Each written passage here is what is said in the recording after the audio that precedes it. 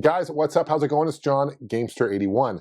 This video, I'll be reviewing the new SupaBoy S handheld system. This is a portable Super Nintendo by Hyperkin. It comes out December 8th, 2016, so it's not out yet as of filming and posting this video live. It is going to retail $400 US, and this is the second model that the Hyperkin's come out with. The first one was the original SupaBoy. Appearance-wise, they kind of look very similar, right? There's actually some marked differences. First off, the screen size is bigger on the S. It's a 4.3-inch screen opposed to a 3.5-inch screen on the original SupaBoy. The audio is a big difference as well. It's much louder, much more clear on the SupaBoy S opposed to the original SupaBoy. The battery life is twice as long. It lasts up to 10 hours on the S opposed to only 5 hours on the SupaBoy. And the biggest improvement is, I know a lot of people complain about the SupaBoy being dependability issues. I know the monitor used to go out a lot. People were upset they had to return them. It was a big issue with his original SupaBoy, including the one I have in my hand. The screen doesn't even work half the time. So it is a huge dependability issue, where supposedly Hyperkin has addressed that issue with the new SupaBoy S, which is definitely a good thing. But I'll do a closer look at each one of these here in a second. This isn't the first portable Super Nintendo handheld on the market. Years ago, Yobo was the first one to come out with the FC16 Go portable. This also plays Super Nintendo cartridges, and all these systems will also play Super Famicom cartridges, which is great. So it expands your library to play a lot of other additional games. And Retrobit also years ago released this. Is the Retro Duo Portable. It will also play Super Nintendo games. So I'm going to compare all three, kind of show you obviously the image quality, the sound quality between the three.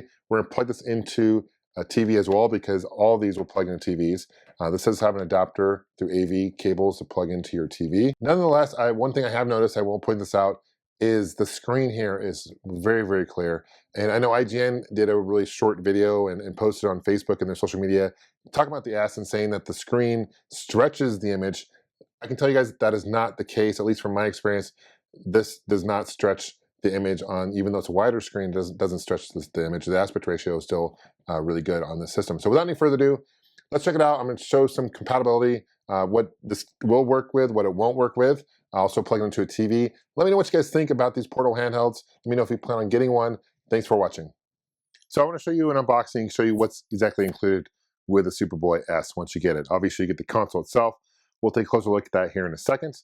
Here's the box. It kind of matches the same design that Hyperkin releases the other consoles in, including the Retron 5 and all the other ones that they release.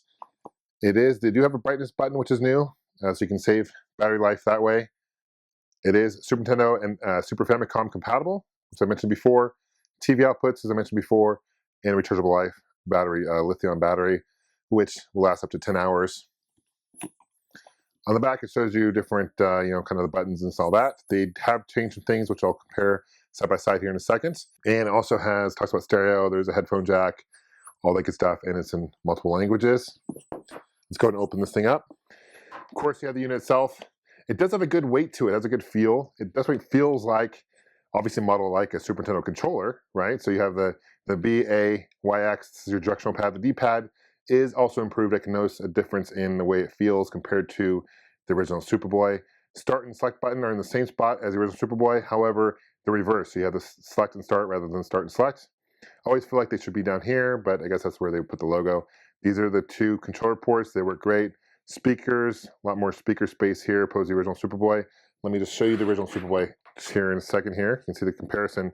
See the screen size. You can see the D-pad also is different. See what I mean by start and select buttons, and you can see the speaker differences. Reset buttons here on the SupaBoy original one. On here, the reset button is on top. So they move the reset button. This is your PAL and TSC switch. This is where you plug in to charge. You have your AV out and your on and off switch. On the bottom, you have your headphone jack, you have your volume control, and your brightness button. Okay? Your D-pads, left and right shoulder buttons, okay, right here. And on the back, they've added more curvature here, so actually feels the grip is definitely different. Where if you look at the original SupaBoy, the grip is there, and they also have this weird thing here to kind of hold the cartridge in place. That got rid of that, which is actually a good thing. Yeah, anyway.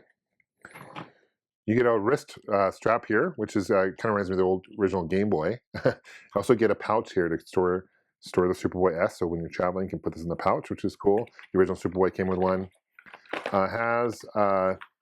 This is the AV cable, so you plug this in the very top. It's got the red, white, and yellow cables plugged in your TV. It's not HDMI, as I mentioned before. and this is the USB charging. There's supposed to be a wall adapter. I never got one in this set. I did reach out to Hyperkin and ask them if it was going to be included, and they did assure me that the wall adapter will be included when they ship these out in December. And I also got the small USB one thing. I'm not sure what the difference between this and the long one is. This is just a little bit smaller, made to hook up to your PC to charge. And you can't charge to the PC or any USB port, okay? That's pretty much what's included. Pretty self-explanatory as far as setup goes. Really easy. You can just plug in the game and start it. So let's check out some compatibility and see how it works. Okay, first thing I want to test is a flash cart. A lot of people own flash carts. Are curious if they'll work. Some clone consoles don't work with flash carts. Let's turn this on. You can see that it is reading the card. You can do games.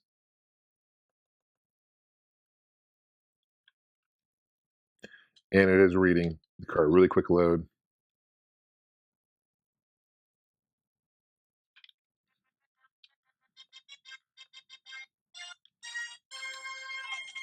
Scooby-Doo. Okay, we're going to test a Super Game Boy. See if it works with a Super Game Boy.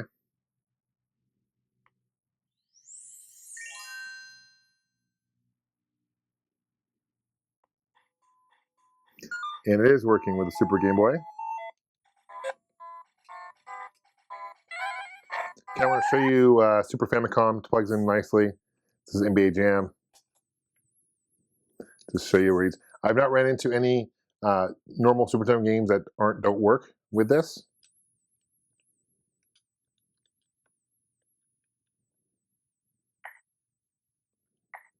And it's reading NBA Jam. Next, I'm going to show you the retro port. This is an adapter to play NES games. This will work on the Retro Duo Portable. In fact, it comes with the Retro Duo Portable. Let's see if it will work. I'm checking out Donkey Kong Math. So I'm getting sound, not getting any audio on the retro port for the NES adapter. The next adapter I want to show you is a Retro Gen adapter. This is basically an adapter to play Genesis games on the Super Nintendo. This will work on the Retro Duo Portable as well. And let's check it out on this thing, see if it works. Checking out Golnex 2.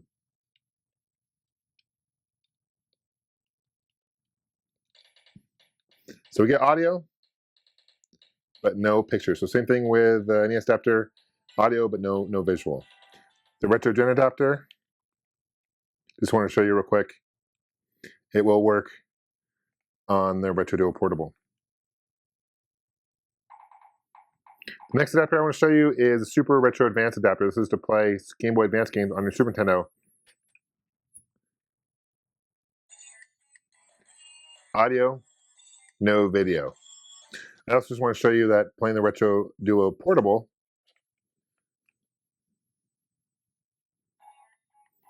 it will work.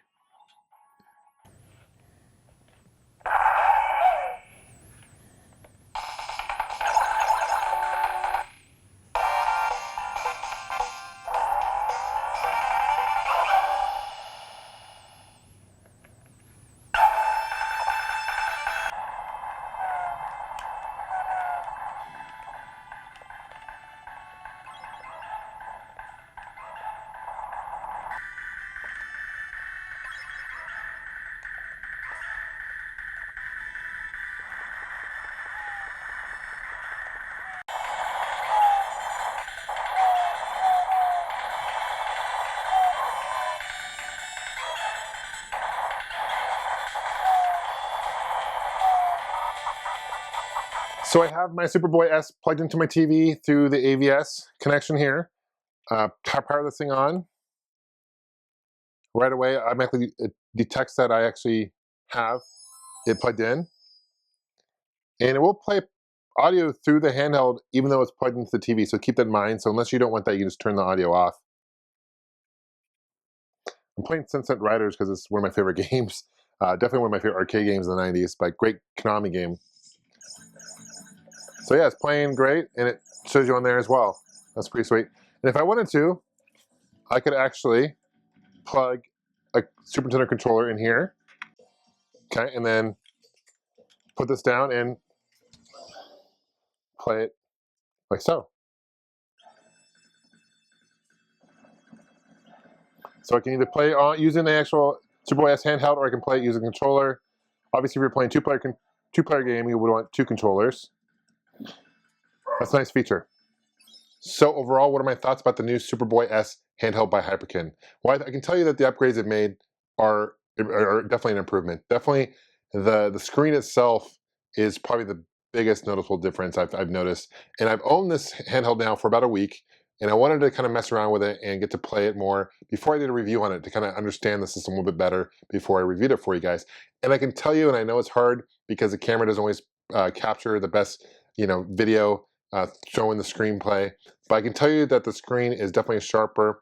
It's much more clear than the original Superboy, as well as the other Super Nintendo handhelds out on the market currently. So definitely the Superboy has the best visual screen right now on the Super Nintendo handheld market for the clone consoles.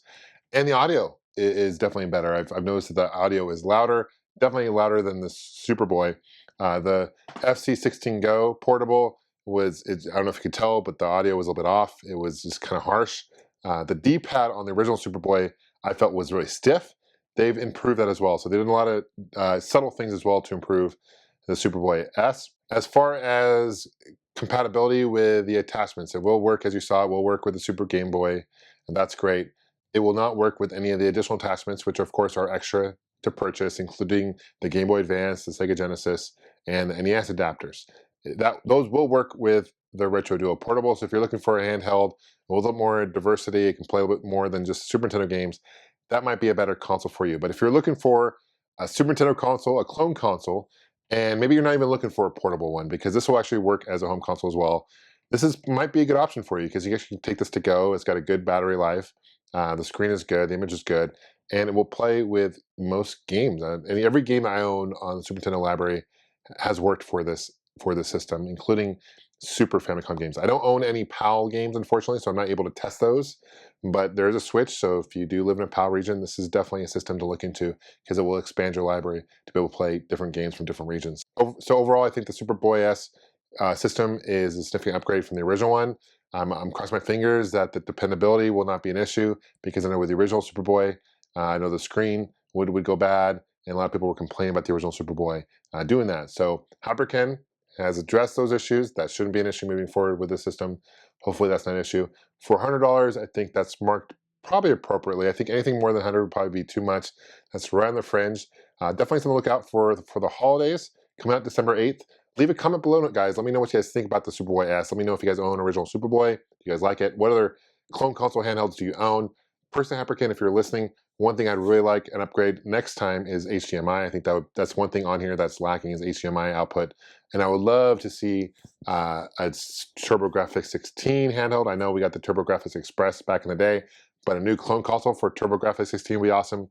And I believe the N64 patents are actually expired, so over 20 years ago. So how about a portable N64? That would be fantastic. So Hyperkin, if you're listening, let's make that happen. Let's make a portable N64 clone console happen. I would absolutely love that. But anyway, thanks for watching, guys. I appreciate it. Leave a comment below. Thanks for liking this video. That means a lot. Thanks for subscribing, of course. We'll see you guys soon. Take care and game on. First off, guys, thank you so much for watching.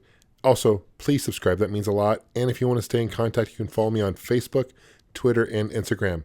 I also have a website, Gamester81.com, and I have t-shirts available that help support the show as well. And those are available at chopchopgoods.com.